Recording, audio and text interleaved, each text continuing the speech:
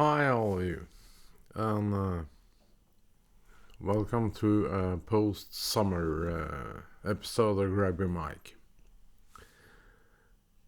I'm gonna address a quite unusual a topic, but nevertheless, it's a very important topic for touring bands and technicians. I got the idea on this trip we had to Denmark now because. It's about accommodations and why you want to book a proper hotel. We tried to save some money and we found a nice place. We thought it was a nice place on hotels.com, which I usually use. It turned out to be a real bummer, and I did some research, but mainly on the prices. This turned out to be more expensive than it would have been if we booked a hotel in the city of Århus, where we were located. This hotel, it's not the hotel's fault because they're quite clear about the concept on their website. But this kind of concept is a little... let's say contradictional. It's a very loose term. You don't save any money on location because for the builder you do, but not for the guest, because you have to drive wherever you want to go. You have no way of going out, having a nice dinner or so without taking your car.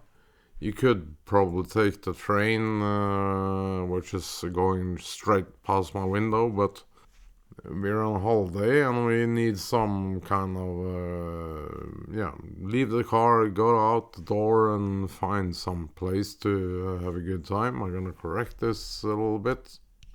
You have no way to cool your drinks in the room. There's no fridge, there's no safe, and first of all, there is no drawers, there is no shelves, there is no cupboards, there's nothing in the way of storing your stuff that you drag around for 1 week, which is a few suitcases. Especially the missus have some needs in that department, and we had to use one of those suitcases as a bed table, and there was another contraption that I used for my need. You could possibly sit on it, but it's not like a chair. And when you book a double room, I expect it to be 2 chairs and a small table or something you can sit down in the evening and have a drink or whatever in the room. No, nothing. There was one place to hang your jacket, and below it there was a small shelf for say shoes and things like that. Not very many, but a few. You could open the lid and there was a contraption underneath for storage, which is not very practical when you already use the top for storage. So it's utterly useless. For me, it turned out to be a real comedy. For my wife, it's a real tragedy. So I guess this place is okay if you just need somewhere to stay overnight and leave in the morning.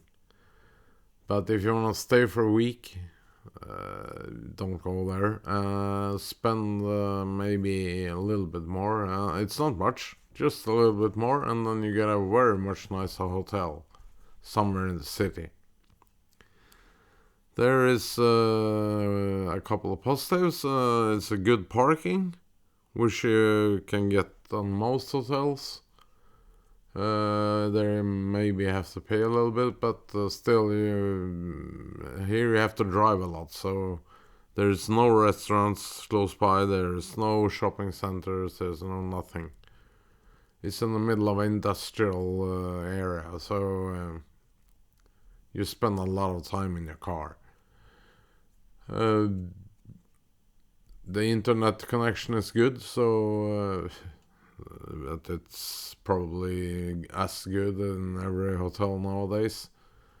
They say that they have very, very good beds. They're okay. In my book, they're mediocre. You get just as good beds in any hotel around the world. And I've been in a few.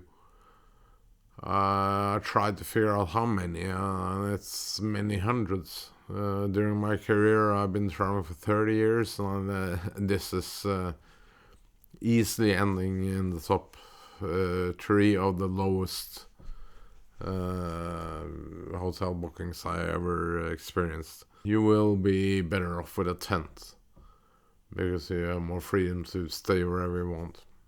It's the placement is close to ridiculous, and we had to go out and buy our own electrical unit to keep things cold, which I can use in the car later on, but still, it's quite an expensive unit. We had to go out and buy our own coffee machine or a water cooker, because you could not order the hotel room with breakfast included. You have to buy it every day, and it's quite expensive. It's about it was 94 Danish kroner for each person every day, and that's put it mildly, it's relatively expensive for a week for 2 persons. So we bought some stuff and made our own breakfast. And we had to eat one at a time because the table was very, very small. The cleaning left quite a lot to be desired. Well, I won't go into that anything more than that, but it could have been better. The staff doesn't speak Danish. They doesn't speak proper English. They don't understand what you say. The cleaning staff, that is.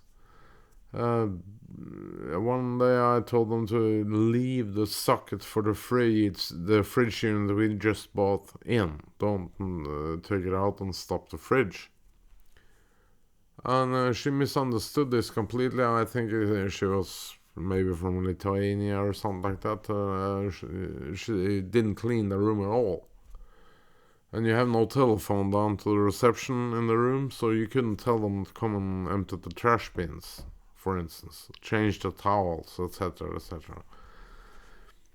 And the bathroom, it looks at the first glance nice, but it's the most unpractical piece of shit I've experienced. Yeah. You had to experience it to believe it. No cup holders for your own preferred soap, etc. And there was a soap there which the hotel provided, but if you have special needs, you have to put it on the floor in the shower or something like that. So do yourself a favor, stay away from this place.